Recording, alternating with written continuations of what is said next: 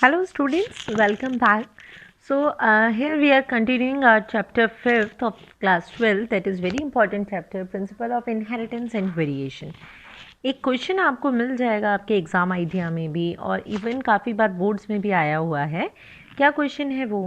Question आता है कि ऐसा पॉसिबल क्यों नहीं है? Why it is not possible to study the pattern of inheritance of trait in human being like that of in pea plant.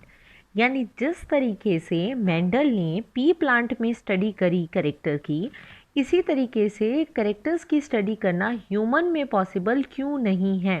यानी मटर के पेड़ की तरह ह्यूमन में भी स्टडी क्यों नहीं की जा सकती, उसका रीज़न क्या है, क्यों नहीं की जा सकती, ये ध्यान रखो, क्यों नहीं. तो कुछ करें मैंने रीज़न्स दिए हैं उसके. पहला रीज़न ये है, देखिए मटर का पेड़ तो आपको बताया भी था वो बहुत फ़ायदा इसीलिए 3 महीने में उसका न्यू प्लांट आ जाता है. शॉर्ट लाइफ स्पेन थी, बट ह्यूमन बीइंग की लाइफ स्पेन इतनी बड़ी है.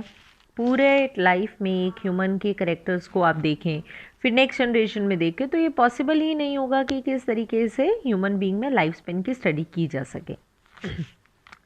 नेक्स्ट दूसरी बात की हम बात करते हैं. देखिए दूसरा जो रीज़न था वो है कि ह्यूमन बीइंग में जीन कॉम्बिनेशंस बड़े कॉम्प्लिकेटेड बनते हैं. अब ह्यूमन में देखो एक तो लार्ज नंबर ऑफ़ जीन है, आपको बताऊं 30,000 जीन है ह्यूमन में.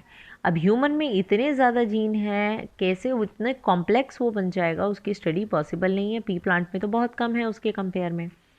तीसरा ह्यूमन बीइंग में कंट्रोल क्रॉसेस पॉसिबल नहीं है, ठीक है. जबकि पी प्लांट में, भाई पी प्लांट को आपने देख लिया, इसको किसके साथ क्रॉस करा रहे हो, उसके जीन सारे पढ़ लिए, उसके बारे में देख लिया.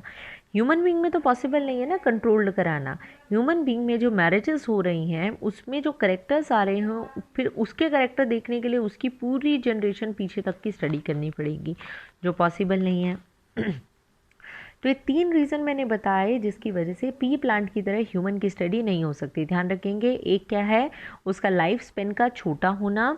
दूसरा रीज़न है उसमें कॉम्प्लिकेटेड जीन कॉम्बिनेशंस का बनना.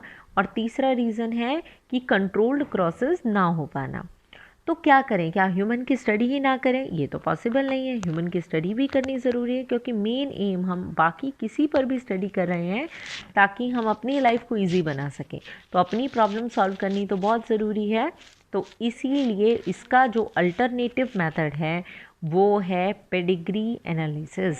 तो जो हमारा इस वीडियो का मेन टॉपिक है, तो हम आज पढ़ने वाले हैं पेडिग्री एनालिसिस. तो क्या है, देखिए इस टॉपिक को आपसे पहले ही बोल रही हूँ, बहुत ध्यान से पढ़ना. ये टॉपिक बच्चों को बहुत डिस्टर्ब करता है, उन्हें जल्दी से समझ नहीं आता. तो पेडिग्री क्या चीज़ होती है और किस तरीके से ये कर सकते हैं. ध्यान रखो, ये एक पूरा क्वेश्चन है जो बोर्ड में आपके आ सकता है.